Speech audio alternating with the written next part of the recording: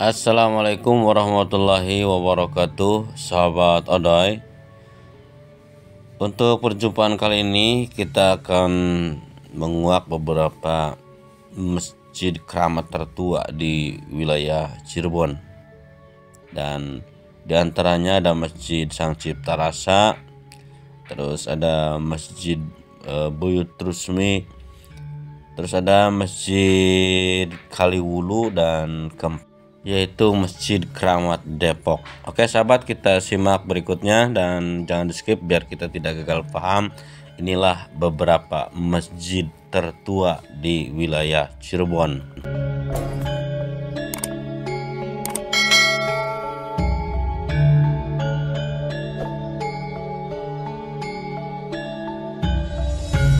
Sahabat, yang pertama adalah Masjid Agung Cirebon yang berada di dalam komplek Keraton Kasepuhan Cirebon. Itulah yang dinamakan dengan Masjid Agung Sang Cipta Rasa. Nah, Masjid Agung Sang Cipta Rasa juga disebut dengan Masjid Kesepuhan. Posisinya menempati sebelah barat alun-alun Kesepuhan, yaitu sebelah barat alun-alun Sengkala Buana, sahabat. Tepatnya terletak di Jalan Kesepuhan, Kecamatan Kesepuhan, Kecamatan Lemah Wungkuk, Kota Cirebon. Nah, ini untuk bisa ke Masjid Agung Sang Cipta Rasa ini, sahabat bisa menggunakan kendaraan pribadi maupun moda transportasi publik yang tersedia, mengingat letak masjid ini menyatu dengan alun-alun kota Cirebon, membuatnya cukup strategis ditempuh dari arah manapun. Jadi kalau sahabat berada di arah Terminal Harjamukti di Jalan Ahmad Yani, sahabat bisa melalui jalur Pantura, belok sahabat menuju Jalan Dukuh Semar. Nah, kira-kira 3,5 km lagi sahabat ini akan tiba di Masjid Agung Sang Cipta Rasa, ya.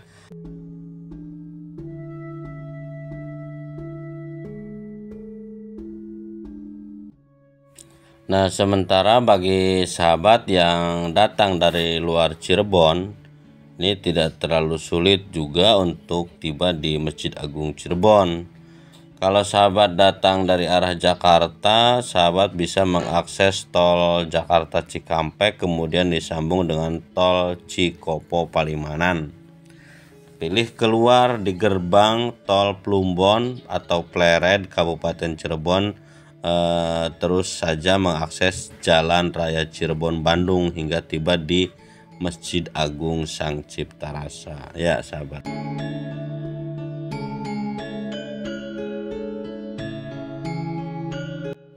Pada zaman dahulu masyarakat Cirebon banyak menyebut Masjid Agung Cirebon ini dengan nama Masjid Agung Pakungwati.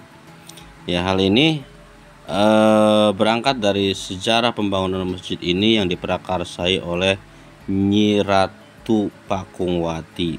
Ada beberapa versi mengenai tahun pendirian Masjid Agung Sang Cipta Rasa, sahabat. Ada yang mengatakan tahun 1480 dan ada yang menyebut juga pada kurun waktu 1498 sampai tahun 1500.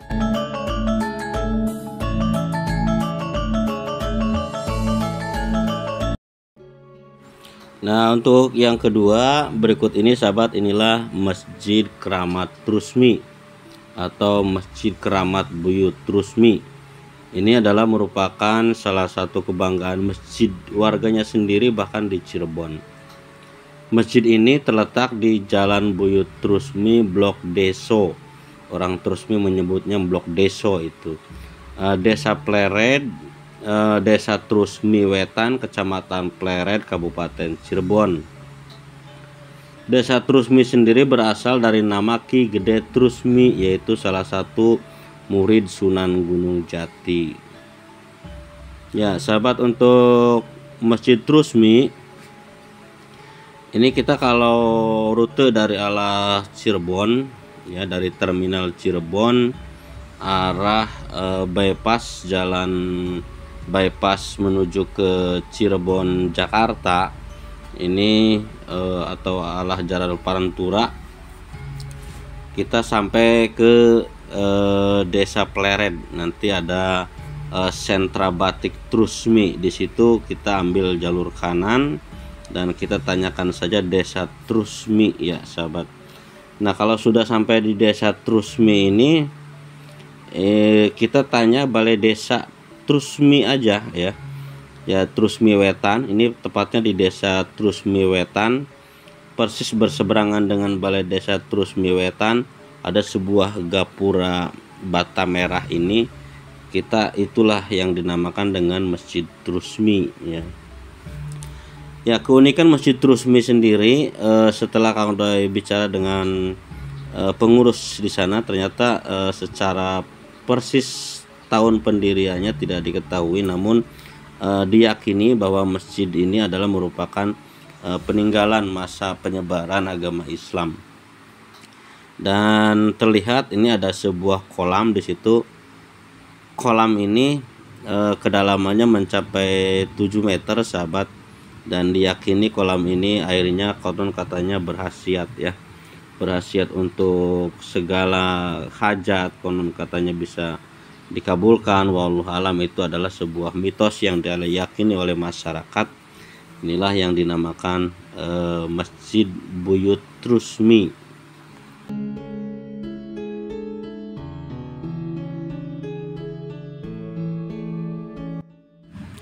Ya, ketika memasuki area Masjid Buyut Trusmi ini sahabat, ini pintu masuknya ada 2, di depan dan di belakang.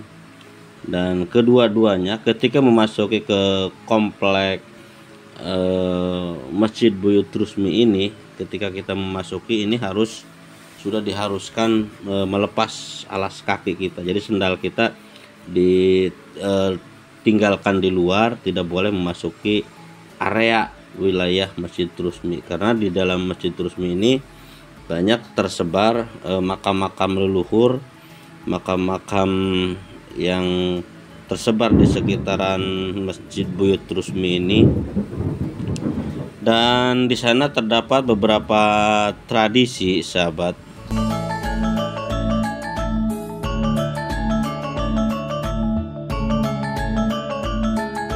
Ya, tradisi tersebut diantaranya ada tradisi buko sirap, ada tradisi memayu yaitu festival arak-arakan daerah Trusmi, dan juga Trusmian atau selawean yang biasa dilakukan pada tanggal 25 Maulid Nabi. Sedangkan tradisi buko sirap sendiri ini dilakukan setiap 4 tahun sekali, yaitu tradisi mengganti atap masjid dengan sirap yang baru. Oke sahabat, ya itulah beberapa tradisi yang biasa dilakukan oleh pengurus dan masyarakat Desa Trusmi di Masjid Buyut atau Masjid Keramat Trusmi.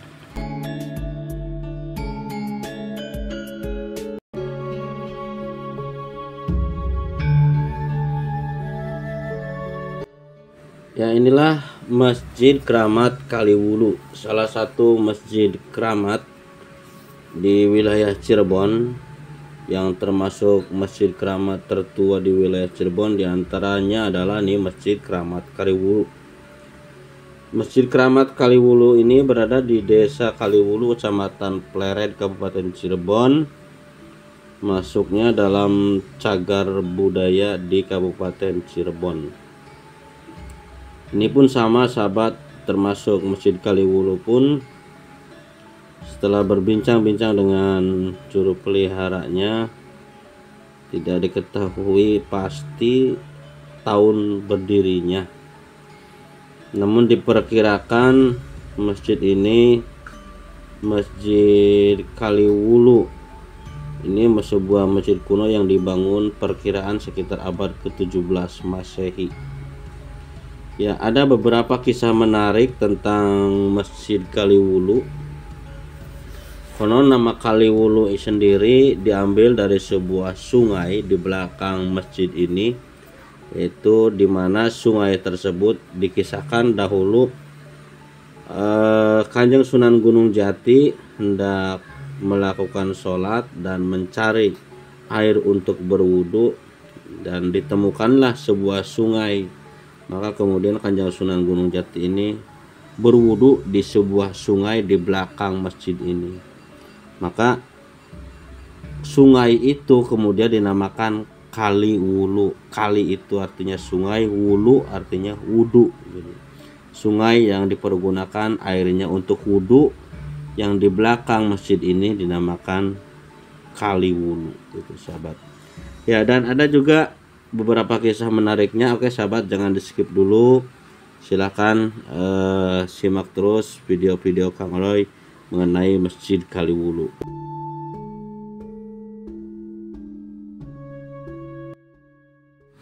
Dan kisah yang lainnya diantaranya tentang Masjid Kali Wulu ini,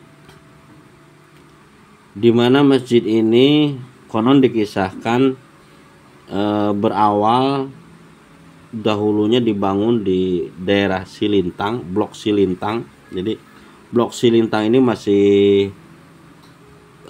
masuk wilayah desa Kali Wulu, namun beda blok, karena di sana ada bekas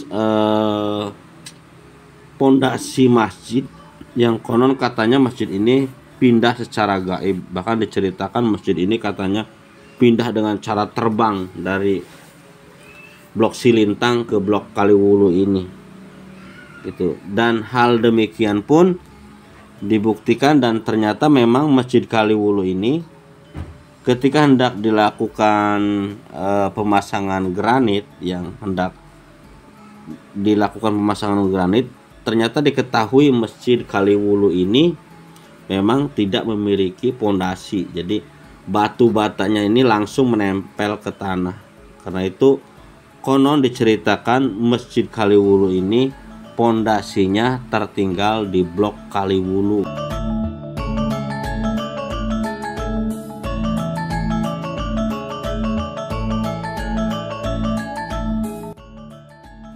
Dan sehingga masyarakat sekitar menyebutnya masjid ini dikatakan dengan masjid terbang, karena konon katanya pindah dari blok Silintang ke blok Kauman di desa Kali Wulu ini, sahabat.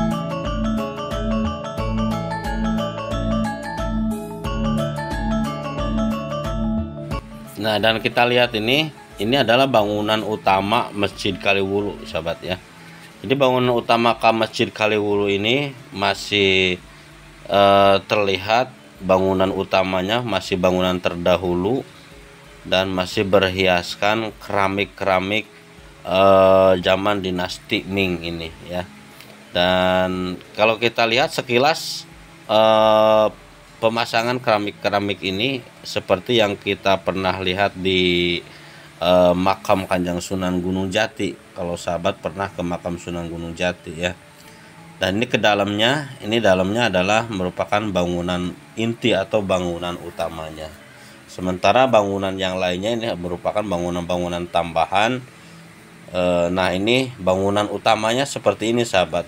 Termasuk masih ada mimbar di depan, dan juga ini adalah yang tertutup dengan kain putih ini merupakan tempat khutbah Jum'ahnya ya. Nah, ini bangunannya masih seperti yang dahulu. Ini bangunan utamanya yang dahulu pada zaman abad ke-17. Dan Masjid Kali Wulu ini didirikan oleh orang yang pertama kali menempati desa Kali Wulu, yaitu Syekh Abdul Rahman. Ia merupakan putra Syekh Panjunan, sahabat.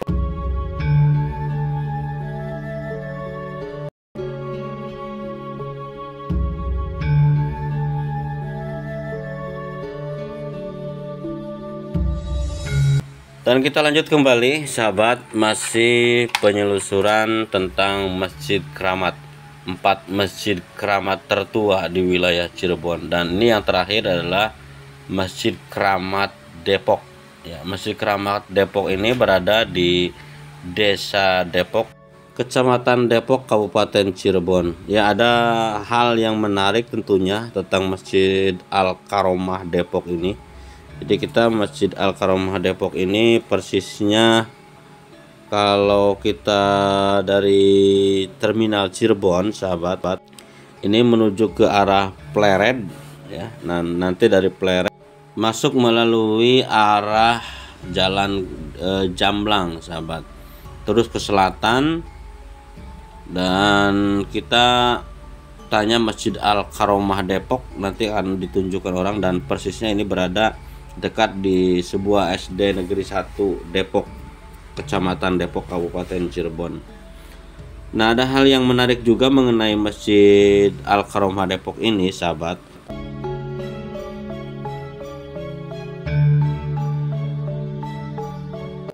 Ya, masyarakat sekitar menamakan Masjid Keramat Depok, namanya Masjid Al-Karomah ya. Tapi masyarakat lebih mengenal dengan nama Masjid Keramat Depok. Nah, ini persisnya Masjid Keramat Depok ini kalau kita sudah masuk ke gang yang menuju ini, sudah dari gapuranya saja sudah terlihat berbeda dengan gapura-gapura gang lain. Nanti dari jalan raya Jamblang ini kita ke sebelah kanan menuju ke barat, itu ada gapura yang menuju ke Masjid Keramat Depok. Nah, dari SD Negeri 1 Depok ini kita masuk ke kanan lagi melalui perumahan-perumahan, lalu tembus ke pesawahan, dan persisnya Masjid Keramat Depok ini berada di pinggir pesawahan. Jadi kalau kita dari kejauhan pun sudah terlihat bangunan uniknya ke Masjid Keramat Depok ini. Dari kejauhan sudah terlihat batu bata merahnya, dari kejauhan terlihat jelas. Jadi cukup mudah kita untuk menemukan Masjid Keramat Depok ini.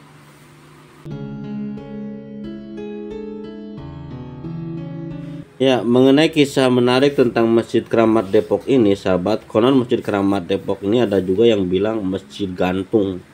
Kenapa sih dibilang masjid gantung? Karena ternyata di belakang, di pas pengimbaran Masjid Keramat Depok ini berada persis sekali dengan bibir sungai atau pinggir kali yang dinamakan dengan Kali Jamblang. Jadi apabila Kali Jamblang atau Sungai Jamblang ini meluap airnya, maka otomatis airnya itu akan mengena pengimbaran atau tempat mengimami masjid ini. Nah, sementara ternyata dikisahkan konon menurut masyarakat sekitar, apabila air sungai atau Kali Jamblang ini meluap, ternyata airnya ini justru tidak mengenai ke pengimbaran atau ke tempat imam Masjid Karomah Depok ini sahabat. Makanya dinamakan masjid gantung, karena pengimbaran Masjid Al-Karomah ini menggantung di atas Kali Jamblang. Itulah sahabat mengenai kisah tentang Masjid Al-Karomah. Dan mengenai sejarah berdirinya Masjid Al-Karomah Depok ini, setelah Kang Odoy konfirmasi dengan juru peliharanya atau DKM-nya lah itu, atau pengurus Masjid Al-Karomah ini dengan Pak Hashim, ternyata beliau pun sama mengutarakan bahwa secara persisnya masjid ini tidak diketahui tahun berapa berdirinya. Bahkan konon katanya menurut Pak Hashim, mengenai sejarah Masjid Keramat Depok ini terkesan ditutup-tutupi konon katanya. Wallahu alam ya sahabat. Tapi yang jelas menurut Pak Hashim, Masjid Al-Karomah Depok ini diperkirakan dibangun perkiraan abad ke-14, awal abad 14. Persisnya tahun berapa? Dan ini adalah merupakan peninggalan para wali, bukti bersejarah atau tempat dakwahnya para waliullah atau para wali-wali yang dahulu berada di Cirebon. Dan ini adalah salah satu peninggalannya. Sedangkan yang ini adalah merupakan bangunan yang kecil ini cungkup yang kecil ini adalah prasasti, sebuah batu sebagai prasasti pengingat bahwa di sini dahulu pernah dilakukan musyawarah para wali. Jadi ini adalah merupakan halaman nih bang, yang cungkup kecil ini adalah halaman masjid dahulunya sahabat.